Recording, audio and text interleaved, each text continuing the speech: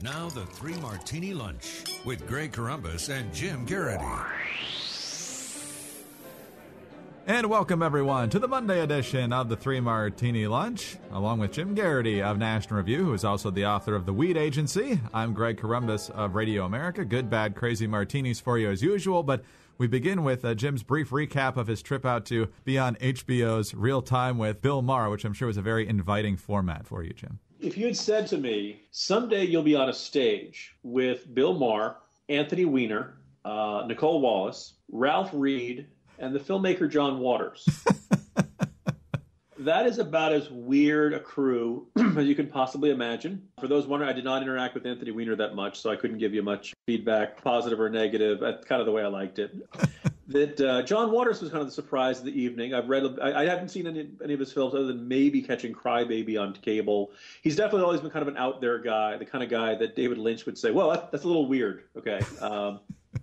But he's a really charming, wonderful guy, and a pleasant surprise to both chat with. And he said the last time he had been on Maher's program, he had met Andrew Breitbart, and they had hit it off very well. And he was, so shocked and horrified when he died. So John Waters is a really pleasant human being who I could easily spend a lot of time with. People who watched it, I'll understand if you want a refund. I thought I did not do particularly well.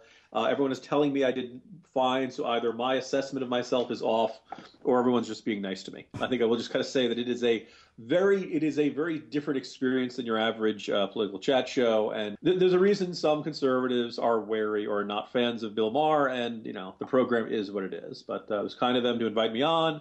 Hopefully, I did not fall flat on my face, and life will go on. And a lot of people who are not impressed with anything else that I've ever done in my life were really wowed by the fact that I was a Bill Maher. So, as Bill Murray would say, so we've got that working for us.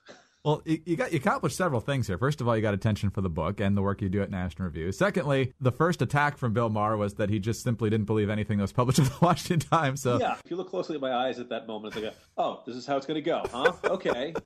So the other thing is you got Anthony Weiner to admit there should be no limit to a minimum wage. Yeah, he doesn't believe at any point a minimum wage hurts job growth. So we could raise it to $100. We could raise it to $200 an hour.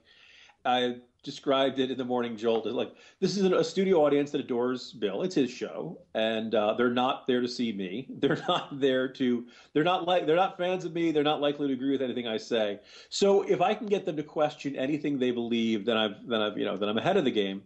And I don't think I did that very much. But this may have been a sealed door from the beginning. So yeah, I don't think they were interested in intellectual discussion. And as you mentioned earlier, you're probably not getting any selfies from Anthony Weiner. So that's a win in every way. So anyway, on to the actual Three Martinis today. Good news from some recent Senate polls, two from Iowa, as well as a series from Survey USA in Georgia, where the Republicans still have their runoff next month. Joni Ernst, just last week, won very convincingly the Republican nomination for Senate, and already in a Rasmussen survey, she's up on Congressman Bruce Braley, 45-44, and in a Loras College poll, which I have to admit I've never heard of before, but still she's up 6, 48-42. Over in Georgia, looks like Kingston's the favorite to win the Republican runoff. Either way, he's got a 6-point lead on Michelle Nunn. David Perdue has a 5-point lead, and Michelle Nunn's below 40% in both of those. Those are looking pretty good in both ways. Pleasant surprises in both of those. Democrats have been very high on Michelle Nunn. At least at this point, the polling suggests that they're being too optimistic about her chances. And in Iowa, that really was kind of the more pleasant one. Look, Ernst undoubtedly is a good candidate. When you win nearly half the vote in a crowded primary, that's a very good sign. We all know the famous, I'm Joni Ernst, and I used to castrate hogs, grabbing the attention of the viewer from the very first seconds TV ad she did.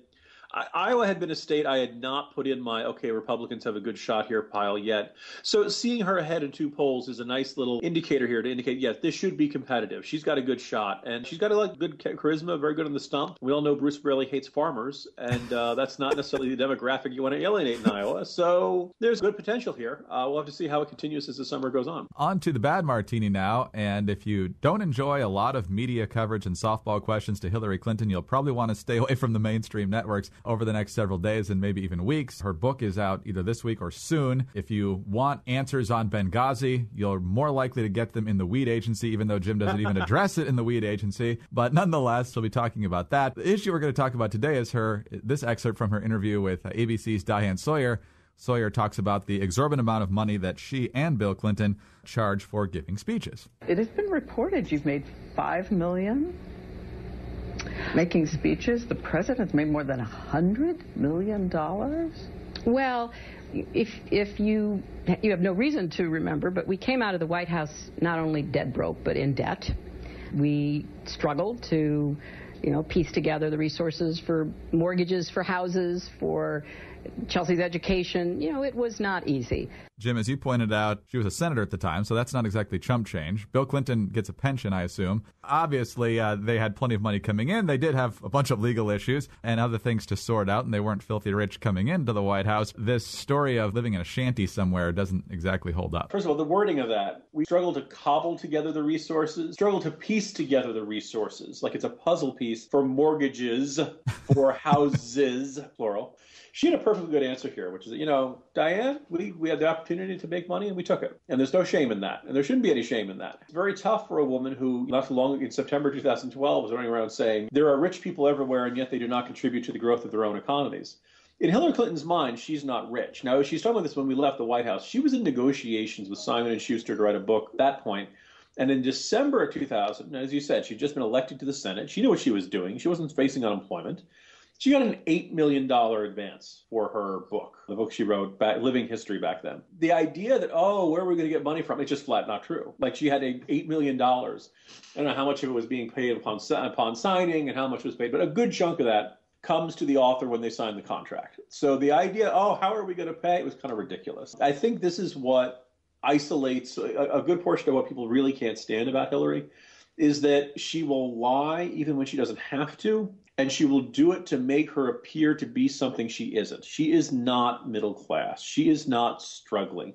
She has not known economic hardship from the moment Bill Clinton went into the governor's office. I just want to point out, Greg, that you said, yes, the book comes out and she'll be doing a lot of promotional events here. I would just like for the duration of the next couple of weeks for us to call it that other book that's out. Because I feel pretty good about my PR tour. It may not be quite as big as hers, though. I got to admit. I think probably come up second in terms of sheer scope and hype of all that stuff. All right, on to the crazy martini now. And John Kerry said over the weekend that we really shouldn't worry that much about the 5 Taliban figures released from Guantanamo, even though they have pretty much free reign to do whatever they want, go wherever they want in Qatar. And then, of course, a year from now, they can literally leave the country and go and do whatever they want. And he says we have ways of making sure that they don't do that. And if they do, we've got ways of dealing with it very swiftly and very powerfully. Dianne Feinstein of California, senator, is chairwoman of the Senate Intelligence Committee. And Bob Schieffer asked her to respond to what John Kerry said. And when she did, Schieffer said that she didn't sound quite as confident about the outcome here as Kerry. And here was her response. Well, it's hard to be comfortable when you really haven't briefed on the intricacies of carrying out this agreement. Keep in mind, again, she's the chair of the Senate Intelligence Committee. And then Schieffer said, well, I talked to some people at the White House, and they say when it comes to these ongoing operations like this, we never brief the Senate. Here's what she said to that. Well, that isn't necessarily true. We have been briefed, the chairman and the ranking member. Senator Chambliss and I have been briefed on operations underway. But at least you have some knowledge, and you can make some comment. That's never been the case with this particular situation, so it hits us as a real surprise. Jim, Dianne Feinstein usually keeps a pretty measured tone. For her to be saying this about her own party, it tells you she's pretty furious about this. This is why I nominated for the crazy martini. Let's assume that you're somebody part of the Obama brain trust, and I can hear everyone scoffing upon that phrase right there. But let's say you're Susan Rice or somebody involved in this, and you know that you're going to make a controversial move in this trade. Wouldn't you want to bring in Dianne Feinstein early as possible, get her on board, play to her ego, do all of that stuff? Because she has been critical of this administration in the past, but I think most of us on the right would say not the way we are.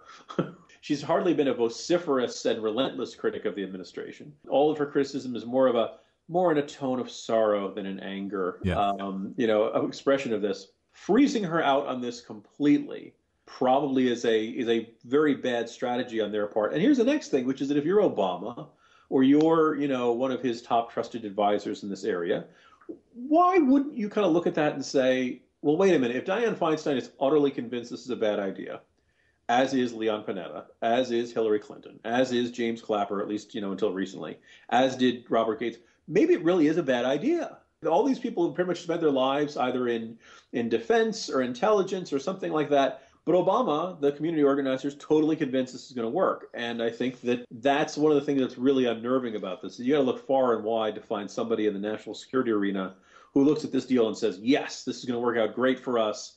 We can totally trust the Qataris. These guys are never going back to Afghanistan. If they do, it's not going to be important, and everything's going to be hunky-dory. So there you go. There's kind of this sense of like this administration is so closed off that they don't even listen to Dianne Feinstein. Dianne Feinstein is the outsider conservative critic in their mind. I guess so. And that's about as good a crazy Martini nomination as I think you can come up with these days. Exactly. And, the argument from the White House is, well, we did brief you on that in 2011 and 2012. We just haven't talked about it in the last couple of years, in which at that point Dianne Feinstein or Saxby Chambliss could bust out their best Tommy Vitor. And, dude, that was like 2 years ago.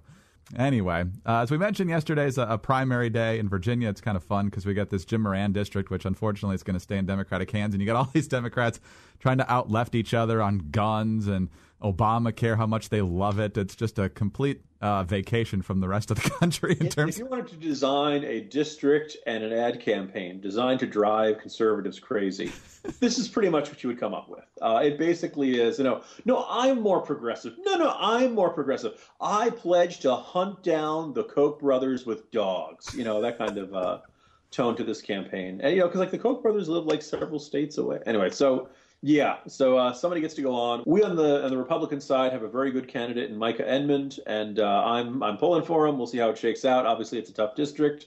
So I guess if you're a Democrat in this district, good luck tomorrow.